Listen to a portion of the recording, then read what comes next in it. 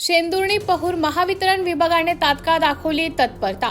माहिती मिळताच उच्चदाब वाहिनीचे वाढवले अंतर, तर मोठ्या वाहनांना अडथळा निर्माण करणारी विद्युत वाहिनीचा कायमचा सोडवला प्रश्न।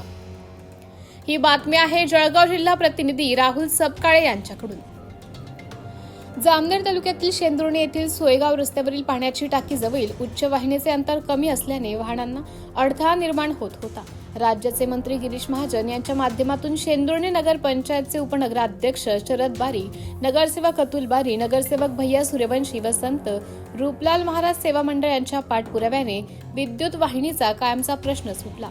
शेंदुर्णी 33/11 किव्हो उपकेंद्राला वीज पुरवठा करणारी 33 किव्हो उच्चदाब वाहिनी शेंदुर्णी सोयगाव रस्त्यावर 2 खांबातील अंतर जास्त असल्याने त्या वाहिनीचे जमिनीपासूनचे अंतर कमी असल्याची माहिती उपकार्यकारी अभियंता सचिन परदेशी यांना मिळताच त्यांनी शेंदुर्णी कक्ष कार्यालयाला कंत्राटदारांची पूर्ण टीम पाठवून संबंधित ठिकाणी 13 मीटर अंतराचे खांब ठोकून घेण्यास सांगितले।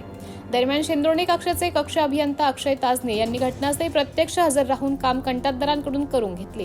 महावितरण विभागाने दाखवलेल्या या तत्परतेमुळे नागरिकांनी महावितरण विभागाचे अभिनंदन केलं। दरम्यान शेंदुर्णी कक्षाचे वरिष्ठ तंत्रज्ञ प्रवीण राजपूत, राजेश राठोड, ज्ञानेश्वर निकम यांनी संबंधित कामात मदत केली।